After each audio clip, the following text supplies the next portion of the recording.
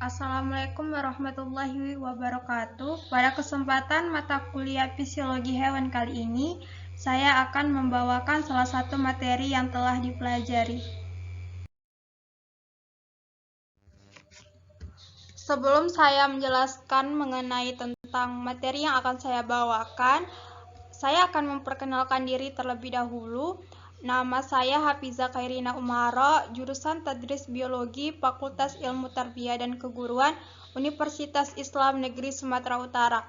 Di sini saya akan membawakan materi mengenai termoregulasi pada hewan.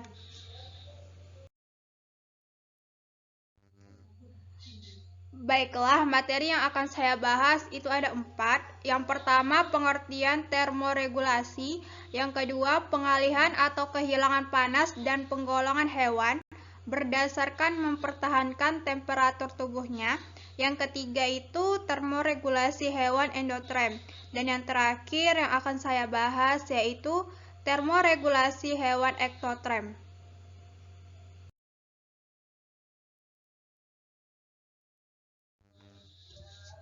Apa itu termoregulasi? Termoregulasi adalah suatu mekanisme makhluk hidup untuk mempertahankan suhu internal agar berada di dalam kisaran yang dapat ditolerir. Mekanisme termoregulasi terjadi dengan mengatur keseimbangan antara perolehan panas dengan pelepasan panas. Nah, tujuan dilakukan termoregulasi pada hewan adalah untuk mengatur suhu tubuhnya agar tetap konstan dan dinamis.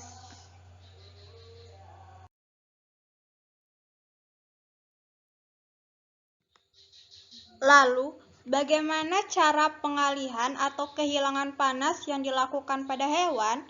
Nah, di sini ada 4 cara yang bisa dilakukan oleh hewan tersebut. Yang pertama melalui konduksi, dan yang kedua itu adalah konveksi.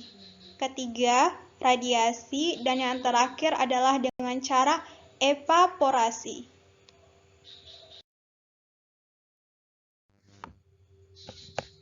Nah, tadi kan ada 4 cara bagaimana hewan melakukan pengalihan atau kehilangan panas. Nah, mari kita bahas satu-satu. Yang pertama yang akan kita bahas adalah konduksi. Konduksi itu artinya perpindahan atau pergerakan panas antara dua benda yang saling bersentuhan. Panas mengalir dari benda bersuhu lebih tinggi ke benda bersuhu lebih rendah. Nah, mari kita simak pada kelompok mamalia dan apes. Yang pertama itu konduktivitasnya rendah. Yang kedua, penahan panas yang baik ialah rambut dan bulu. Yang ketiga, hanya akan melepas sejumlah kecil panas dari tubuhnya ke benda lain yang bersentuhan dengannya. Nah, cara pengalihan atau kehilangan panas yang dilakukan hewan yang kedua yaitu dengan cara evaporasi. Apa itu evaporasi? Untuk menjawab pertanyaan tersebut, mari simak penjelasan berikut ini. Hewan dapat meningkatkan kehilangan panas tubuhnya melalui penguapan air atau evaporasi dengan cara terengah-engah dan berkeringat. Namun, berkeringat lebih penting artinya ketimbang terengah-engah pada spesies hewan tertentu. Misalnya pada sapi.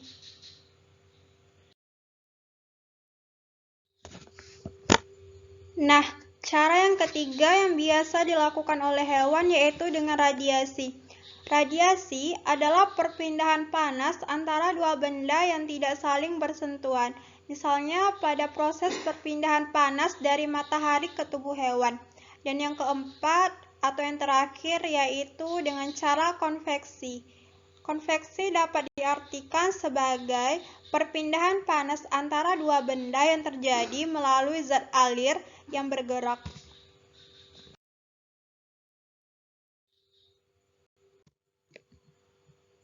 Berdasarkan kemampuan hewan untuk mempertahankan temperatur tubuhnya agar relatif konstan dan tidak berubah karena dipengaruhi oleh temperatur sekitarnya, kita dapat menggolongkan hewan ke dalam 2 kelompok. Yang pertama itu hewan endoterm dan yang kedua yaitu kelompok hewan ektotrem.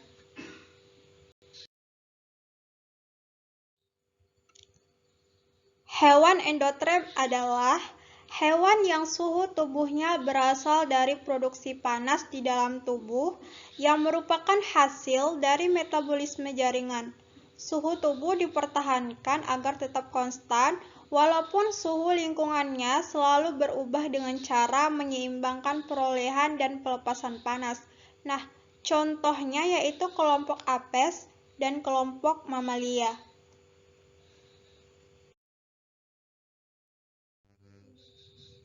Bila suhu hewan endotrem terlalu tinggi, akan dilepaskan dengan 3 cara. Yang pertama berkeringat dan terengah-engah, yang kedua menurunkan laju metabolisme dan respon perilaku, misalnya dengan cara berendam di air, dan yang terakhir yaitu vasodilatasi daerah perifer tubuh. Contoh yang akan saya sajikan itu ada 2 hal. Yang pertama, anjing menjulurkan lidahnya. Pernahkah kalian melihat anjing menjulurkan lidahnya? Tujuan anjing menjulurkan lidahnya yaitu untuk terjadi penguapan pada air ludahnya dan tubuh anjing terasa lebih dingin. Contoh yang kedua yaitu pada kerbau. Kerbau berendam di air untuk mengurangi panas di tubuhnya. Biasanya, dalam melakukan perendaman, kerbau melakukannya secara berkelompok. Kita lanjut ya. Nah, bila suhu hewan endotrem terlalu rendah, ada 4 cara yang biasa dilakukan oleh hewan tersebut. Yang pertama, menegakkan rambut atau merinding. Yang kedua, dengan cara menggigil. Dan yang ketiga, meningkatkan laju metabolisme dengan meningkatkan sekresi tirosin.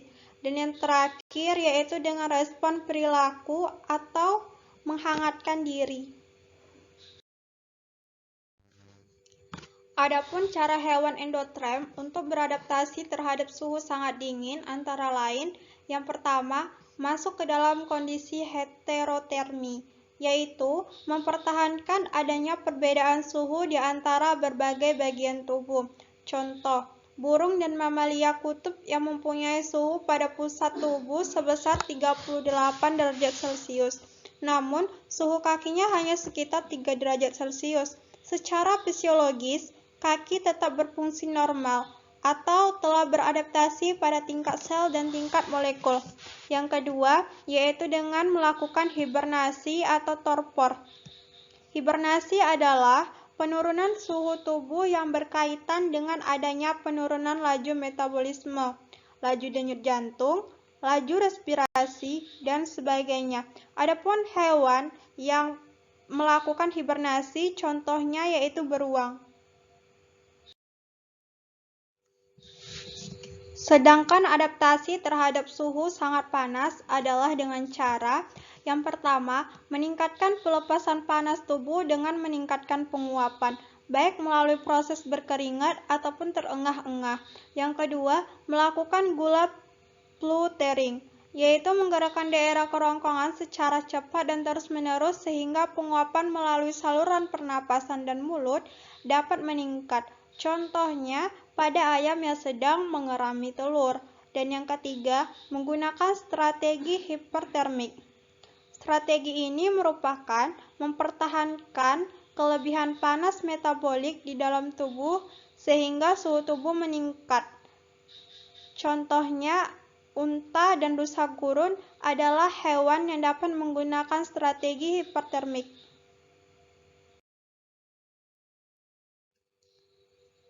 Baiklah, materi selanjutnya yaitu tentang termoregulasi hewan ektotrem.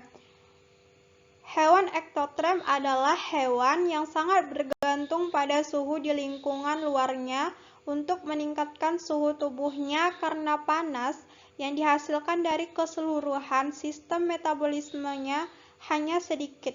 Nah, contohnya itu pada kelompok reptil dan kelompok Pisces.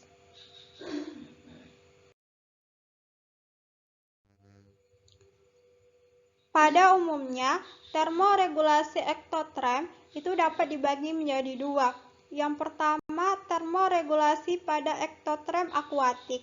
Dan yang kedua, yaitu termoregulasi pada ektoterm terestrial.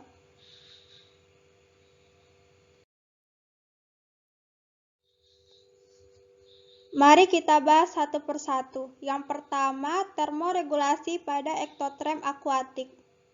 Suhu pada lingkungan akuatik relatif lebih stabil sehingga hewan yang hidup di dalamnya tidak mengalami permasalahan suhu lingkungan yang rumit. Hewan memproduksi panas secara metabolik dan ini mungkin meningkatkan suhu tubuh di atas suhu air. Namun, air menyerap panas begitu efektif dan hewan ini tidak memiliki insulasi sehingga perbedaan suhu hewan dengan air sangat kecil. Dari penjelasan tersebut dapat kita simpulkan 3 hal, yaitu yang pertama, air sebagai penyimpan panas yang baik. Yang kedua, hewan harus dapat melepaskan panas tubuhnya. Yang ketiga, dalam lingkungan akuatik, pelepasan panas dilakukan secara evaporasi. Nah, adapun contoh yang pertama itu buaya berevaporasi dengan membuka mulutnya. Yang kedua, contohnya yaitu katak bersembunyi di balik batu. Selanjutnya, termoregulasi pada ektoterm terestrial. Suhu di lingkungan terestrial selalu berubah dengan variasi yang cukup besar. Hewan ektoterm terestrial memperoleh panas dengan cara menyerap radiasi matahari baik pada vertebrata maupun invertebrata. Misalnya, yang pertama, mengubah warna permukaan tubuh atau mengubah penyerapan melanin. Contoh, belalang rumput dan kumbang mengubah warna tubuhnya menjadi gelap. Yang kedua, yaitu dengan cara menghadapkan tubuh ke arah matahari. Adapun contohnya, belalang lokus tegak lurus ke arah matahari. Teman-teman bisa melihat gambar yang telah saya sajikan.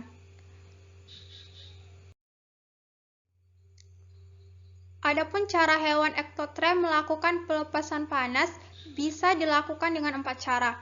Yang pertama, mengubah orientasi tubuh menjauhi sinar matahari.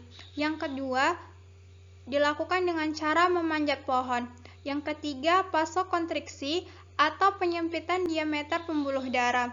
Dan yang terakhir yaitu vasodilatasi atau perluasan diameter pembuluh darah.